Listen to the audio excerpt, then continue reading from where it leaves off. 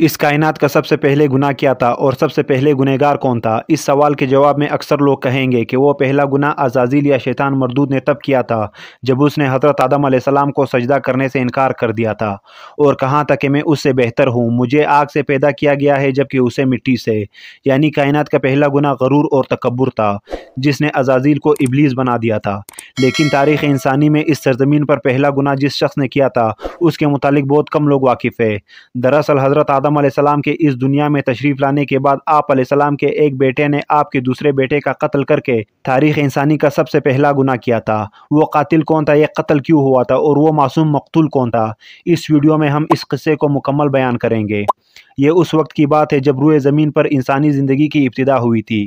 بابا آدم علیہ السلام اور اماں حوا علیہ السلام کو ایک ممنوع پل کھانے کی وجہ سے بطور سزا جنت سے دنیا میں بھیجا گیا تھا۔ آپ دونوں نے اللہ کے بارگاہ میں بہت التجا اور معافی مانگی۔ بخشش طلب کرنے کے بعد آپ اس فانی دنیا میں آپ دونوں سزا کاٹ رہے تھے۔ چند عرصوں بعد اماں حوا علیہ السلام کے بطن سے اولاد کی پیدائش ہوئی۔ یہ پیدائش ایک خاص صورتوں میں ہوتی تھی۔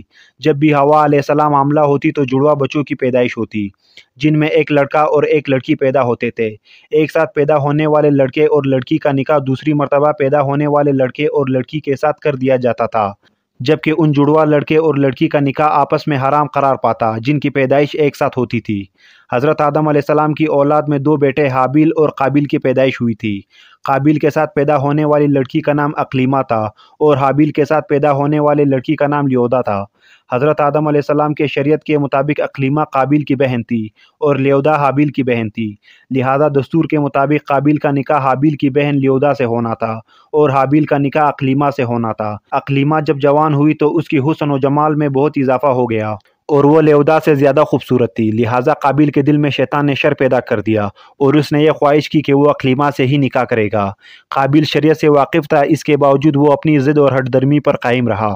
حضرت آدم علیہ السلام نے قابیل کو بہت سمجھایا اور اللہ کا خوف دلایا مگر وہ نہ مانا۔ آخرکار حضرت آدم علیہ السلام نے دونوں کے درمیان فیصلہ کا یہ راستہ نکالا کہ آپ نے حابیل اور قابیل دونوں کو اللہ رب العزت کے بارگاہ میں قربانی پیش کرنے کا حکم دیا اور فرمایا کہ تم دونوں میں سے جو بھی اقلیمہ کا حقیقی حقدار ہوگا اللہ تعالیٰ اس کی قربانی کو قبول فرما دے گا اور اس طرح فیصلہ ہو جائے گا۔ اس زمانے میں قربانی قبول ہونے کی یہ نشانی ہوتی تھی کہ قربانی کرنے والا اپنی قربانی کو پہاڑ کی اونچی چوٹی پر رکھ دیتا اور آسمان سے ایک آگ اتر کر اس کو جلا دیتی اور جو قربانی قبول نہیں ہوتی اسے آگ نہیں کھایا کرتی تھی۔ اگلی صبح حابیل اپنی مویشیوں کو ساتھ لایا اور ان میں سب سے اعلیٰ قسم کی بھیڑ کو قربانی کے لیے پیش کیا۔ قابیل چونکہ کھیتی باڑی کیا کرتا تھا لہٰذا اس نے کچھ اناج اٹھا لایا جو کہ سب سے گھٹیا قسم کی تھی۔ قابیل نے سوچا کہ اگر اس کی قربانی قبول ہوگی تو ویسے بھی اس اناج کو جل جانا ہے تو اچھی فصل کو برباد کرنے کا کیا فائدہ، لہٰذا وہ ناقص قسم کی اناج لے کر آیا، جبکہ حابیل ایک نیک سیرت اللہ سے ڈرنے والا شخص تھا، چنانچہ اس نے نیک نیتی کے ساتھ خالص اللہ کی رضا کے لیے اپنی بہترین مویشی کو پیش کر دیا۔ دونوں بھائیوں نے اپنی اپنی قربانی ایک پہاڑ کے اوپر لے جا کر رکھ دی۔ اچانک آسمان سے ایک آگ نازل ہوئی اور اس آگ نے حابیل کی قربانی کی ہوئی بھیڑ کو جلا ڈالا اور قابیل کا اناج ویسے ہی پڑا رہ گیا۔ یوں فیصلہ ہو گیا کہ خدا حابیل کی قربانی سے راضی اور قابیل سے ناخوش ہے۔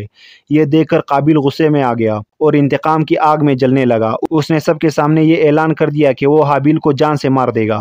اس کے جواب میں حابیل نے اس سے کہا کہ اگر تمہاری قربانی قبول نہیں ہوئی تو اس میں میرا کیا قصور ہے، بلکہ تمہیں تو یہ کرنا چاہیے تھا کہ پرہیزگاری کی راہ اختیار کرتے، اس صورت میں شاید تمہاری قربانی قبول ہو جاتی، اور اگر تم مجھے مارنے پر تلے ہو تو میرا قطعاً ایسا کوئی ارادہ نہیں ہے۔ میں بہرحال اس معاملے میں تم پر ہاتھ نہیں اٹھاؤں گا کیونکہ میں اسے بہت بڑا ظلم سمجھتا ہوں۔ قابیل حسد کی آگ میں جل رہا تھا، اس پر اس نصیحت کا کوئی اثر نہ ہوا۔ اس وقت تو قابیل وہاں سے چلا گیا لیکن وہ حابیل کو مارنے کی تدبیر کرنے لگا۔ شیطان لعین جو ابتدا سے انسان کا دشمن ہے، اس نے قابیل کو قتل کرنے کی راہ دکھائی۔ اس نے ایک پرندے کو پکڑا، اس کا سر ایک پتھر پر رکھ کر دوسرے پتھر سے کچل دیا۔ قابیل کو معلوم ہو گیا کہ قتل کس طریقے سے کرنا چاہیے۔ حابیل چونکہ بکریاں چراتا تھا، ایک دن وہ درخت کے سائے تلے آرام کر رہا تھا تو قابیل نے اس وقت بڑی بے رحمی سے اس کا قتل کر ڈالا۔ جب قابیل نے حابیل کو قتل کر دیا تو اس کی عقل ظاہر ہو گئی، سمجھنے کی صلاحیت ختم ہو گئی۔ اب بڑا پریشان ہوا کہ اس کی لاش کا کیا کرے۔ اس طرح چھوڑنے میں یہ خطرہ تھا کہ پرندے اس کی لاش کو کھا جائیں گے، تو وہ اپنی بائی کی لاش کو بوری میں ڈال کر پھرتا رہا، یہاں تک کہ لاش بدبودار ہو گئی۔ لاش کو چھپانے کا کوئی بھی طریقہ اسے نہیں آ رہا تھا۔ بڑا پریشان ہوا کہ کروں تو کیا کروں۔ تب اللہ تعالیٰ نے 2 کووں کو بھیجا۔ قابیل ان کووں کو دیکھ رہا تھا۔ ان کووں میں سے ایک کوے نے دوسرے کوے کو مار ڈالا اور پھر زمین کھود کر اس میں اس کو ڈال دیا۔ اس سے قابیل کو معلوم چل گیا کہ اسے بھی یہی کرنا چاہیے، اور ندامت محسوس کرتے ہوئے کہنے لگا، افسوس کہ میں اس کوے جیسا بھی نہیں ہو سکا۔ اس طرح اس نے اپنے بھائی کو زمین میں دفن کر دیا۔ جب قابیل نے حابیل کو قتل کیا تو اس سے پہلے اس کا رنگ سفید تھا، لیکن قتل کے بعد اس کا رنگ سارا کالا ہو گیا۔ اس وقت حضرت آدم علیہ السلام حج کے لیے مکہ گئے ہوئے تھے۔ جب حضرت آدم علیہ السلام مکہ سے واپس آئے اور حابیل کو نہ پایا تو اسے بہت تلاش کیا، مگر وہ نہ ملا۔ لوگوں سے پوچھنے لگے کہ حابیل کہاں ہے؟ لوگوں نے جواب دیا کہ حابیل کچھ دنوں سے غائب ہے۔